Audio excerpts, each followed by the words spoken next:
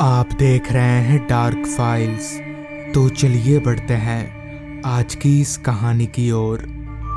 काम से मैं एक सेल्समैन हूँ, या यूं कहें तो भटकता हुआ एक इंसान हूँ, क्योंकि सेल्समैन का काम ही ऐसा होता है, जिंदगी भर यहाँ वहाँ ऑर्डर की तलाश में भटकते रहना। उस दिन भी मैं घर से ऑर्डर की तलाश में ही निकला था, मगर लोकल में नहीं, कहीं दूर जाने के लिए। उस दिन मेरा टारगेट था सीतारामपुर, तो मैं ट्रेन पकड़कर सीधे सीतारामपुर पहुंच गया। सीतारामपुर मेरे यहाँ से लगभग 150 किलोमीटर दूर होगा। हालांकि वो एरिया थोड़ा ऑफ पड़ता है, पता नहीं क्यों मुझे वहां जाने का ऑर्डर मिला। खैर, वहां पहुंचकर मेरा काम शुरू हो गया। जैसा मैंने सोचा था हुआ ठीक उसका उल्टा। यहाँ दुकानें कम जरूर थीं, मगर फिर भी मुझे काफ़ी अच्छे खासे ऑर्डर मिल रहे थे। मैंने सोचा थोड़ा और आगे चला जाए, और इस तरह से मेरा काम चलता रहा। ऐसे ही ऑर्डर लेते लेते कब दिन ढल गया पता ही नहीं चला। काम करने में मुझे उस दिन काफ़ी मज़ा आ रहा था, क्योंकि उस दिन सच में काम हो रहा था, वरना बाकी दिन तो बस मैं ऐसे ही भटकता रहता हूँ। अब तक अंधेरा हो चुका था, पर क्योंकि मुझे ऑर्डर मिल ही रहे थे तो मैं भी रुका नहीं। इसी तरह कब रात के 8 बज गए पता ही नहीं चला। आखिरकार जब मुझे लगा कि अब बस हो गया, अब घर चलना चाहिए, तो मैं उल्टे पांव स्टेशन की तरफ निकल पड़ा। स्टेशन पहुंचकर जब मैं टिकट काउंटर पर गया और अपने स्टेशन की टिकट के लिए पूछा, तो वहां बैठे कर्मचारी ने कहा, पर सर, अब तो कोई ट्रेन नहीं है हसनगढ़ के लिए। मैं चौंक गया कि भला अभी वक्त ही क्या हुआ है जो ट्रेन नहीं है। मैंने कंफर्म करने के लिए उस कर्मचारी से दोबारा पूछा, क्या कोई ट्रेन नहीं है? इस पर उसने अपना सिर हाँ में हिलाया।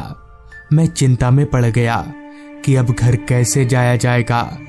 अब तक तो आखिरी बस भी चली गई होगी। निराश होकर मैं स्टेशन पर लगे एक बेंच पर बैठ गया।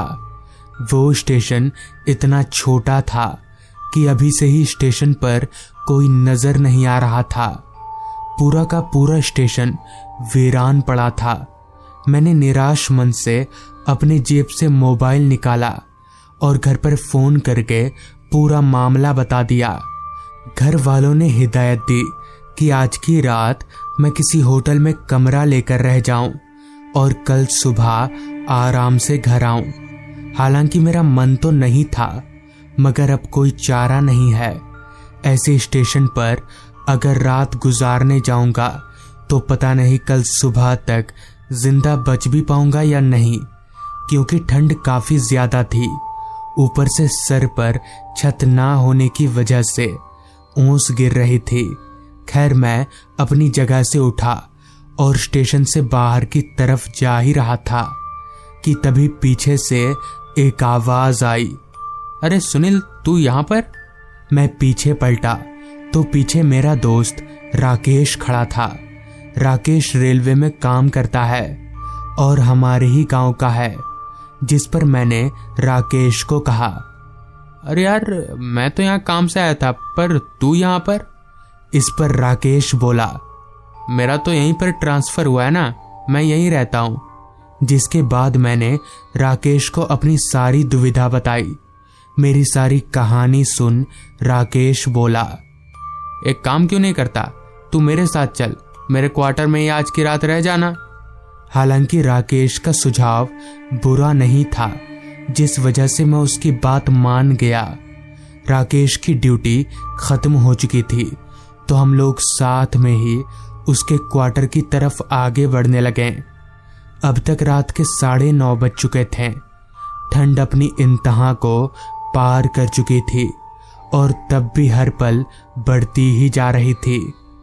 जैसा कि मैंने बताया कि वो एक ऑफ एरिया था, जिस वजह से रास्ते पर हम दोनों के अलावा मुझे एक भी आदमी नजर नहीं आ रहा था। खैर, रेलवे स्टेशन से उसका क्वार्टर ज्यादा दूर नहीं था, तो कुछ देर पैदल चलने पर ही हम लोग ठीक राकेश के क्वार्टर के सामने खड़े थे। वो घर ज्यादा बड़ा नहीं था, मगर एक अकेले आदमी के लिए काफी था। राकेश ने घर का ताला खोला और हम लोग अंदर दाखिल हुए। तभी राकेश बोला, कुछ खाएगा? इस पर मैंने मना कर दिया, मगर राकेश काफी जिद्दी था। मेरे घर पर पहली बार आया है, ऐसा बोलकर उसने मुझे खाने के लिए राजी करवा लिया। मैंने भी ज्यादा नानुकुर नहीं किया, क्योंकि भूख मुझे भी लगी थी। जिसके बाद हमने मिलकर खाना बनाया और खाने लगे। इसी दौरान हमारे बीच मामूली बातचीत शुरू हुई। राकेश अपने घर की बात कर रहा था और मैं अपने घर की। खाना पीना हो जाने के बाद हम लोग सोने की तैयारी में लग गए। चूंकि राकेश के घर पर एक ही सिंगल बेड का पलंग था, इसलिए वो नीचे सो गया और मुझे पलंग पर सोने के लिए बोला। हालांकि मैंने उससे कहा भी कि मैं नीचे आराम से सो जाऊंगा, पर वो नहीं माना।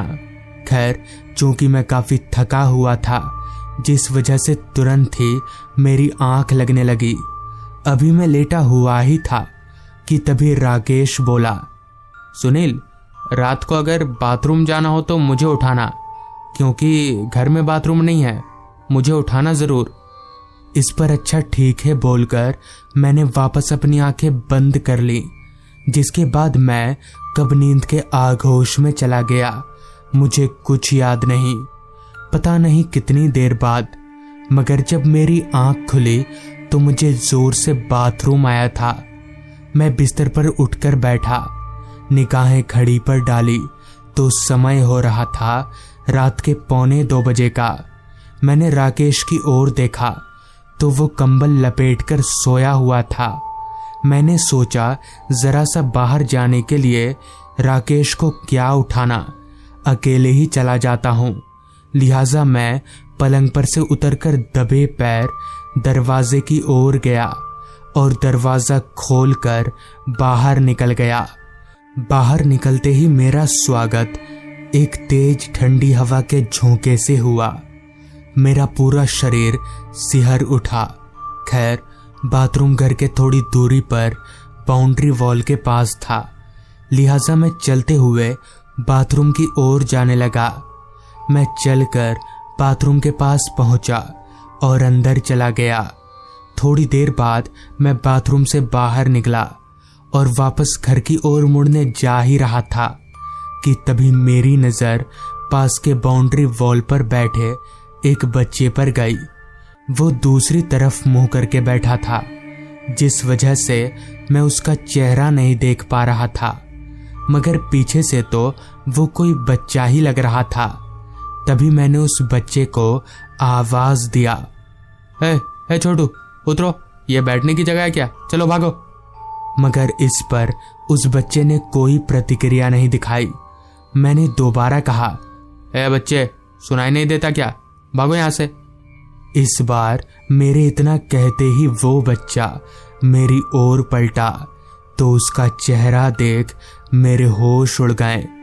उसका चेहरा पूरा सड़ा हुआ था। उसकी आंखों की जगह 2 काली पुतलियां थी। इतने में ही उस बच्चे ने अपना बड़ा सा मुंह खोल दिया। उसकी जबान काफी लंबी और बाहर लटकी हुई थी। मैं समझ गया कि ये कोई इंसान नहीं बल्कि कुछ और ही है। लिहाजा मैंने तुरंत घर की तरफ दौड़ लगा दी। घर में घुसकर मैंने राकेश को जगाया और उसे पूरी बात बता दी, जिस पर राकेश बोला, मैंने तुझे कहा था मुझे उठाना, तू जानता नहीं।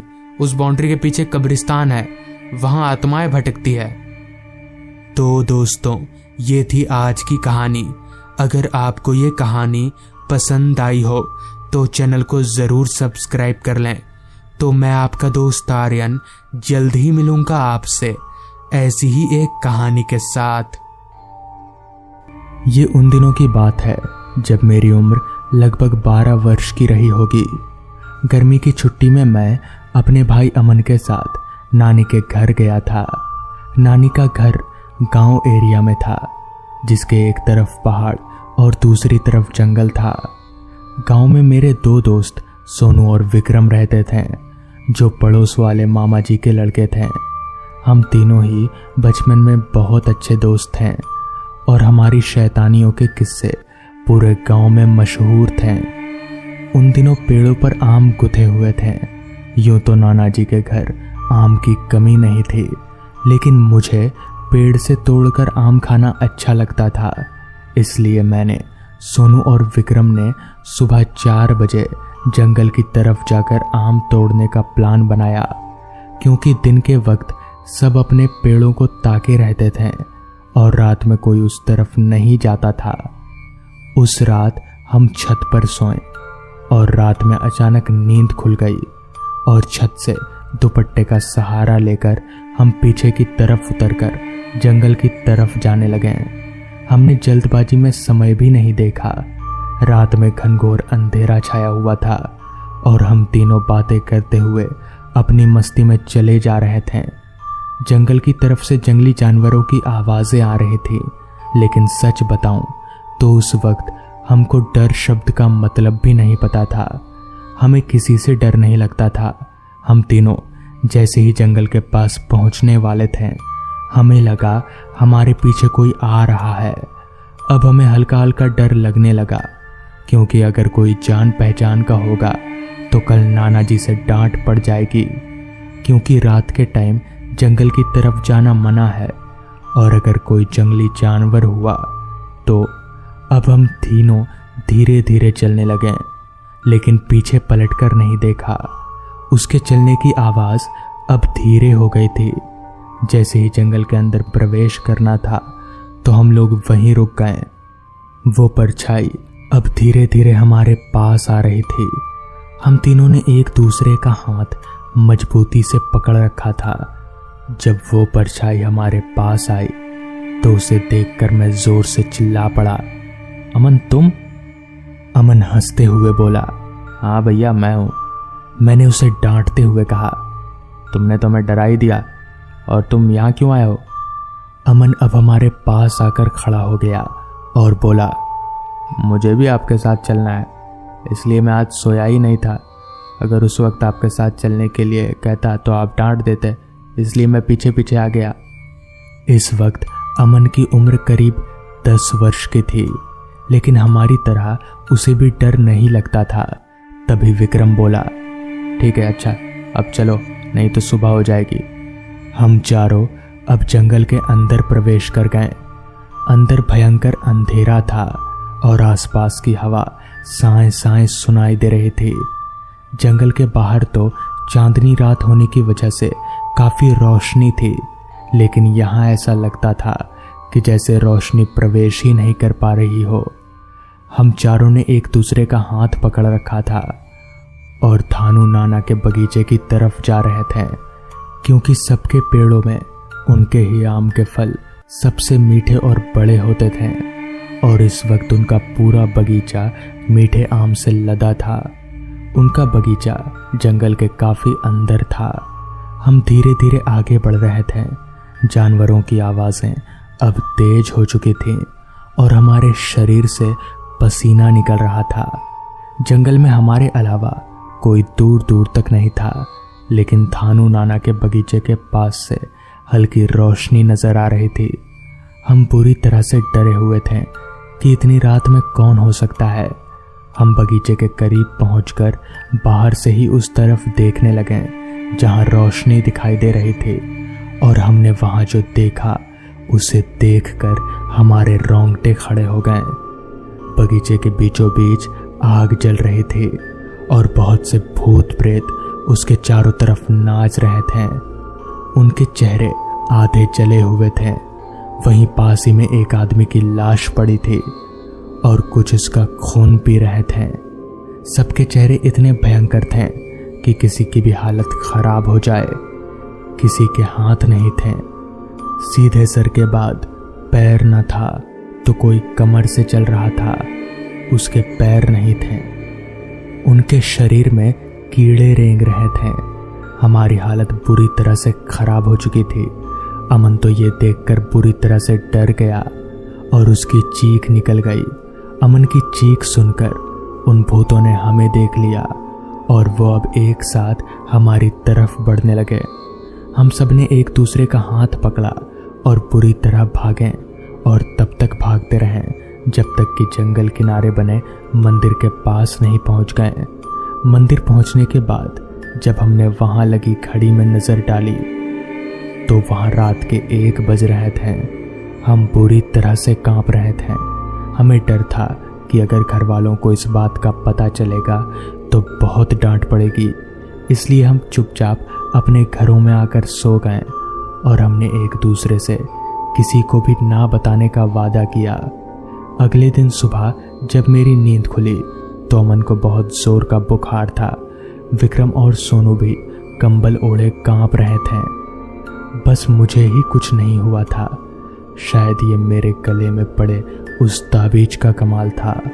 उस दिन से हमने फिर कभी जंगल ना जाने की कसम खाई और छुट्टियां खत्म होने के पहले ही शहर आ गए।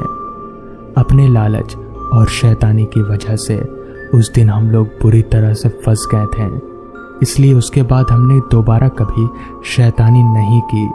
कुछ सालों के बाद थानू नाना के बगीचे के आम में कीड़े पड़ने लगे और हर रोज न जाने कितनी हड्डियां मिलती। लोग अब उधर जाने से डरते हैं।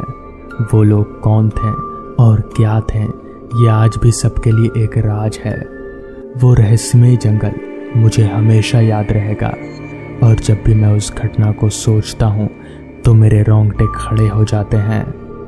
तो दोस्तों, ये थी आज की कहानी। अगर आपको ये कहानी पसंद आई हो तो चैनल को ज़रूर सब्सक्राइब कर लें।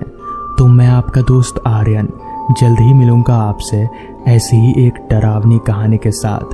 तब तक के लिए टाटा, बाय बाय।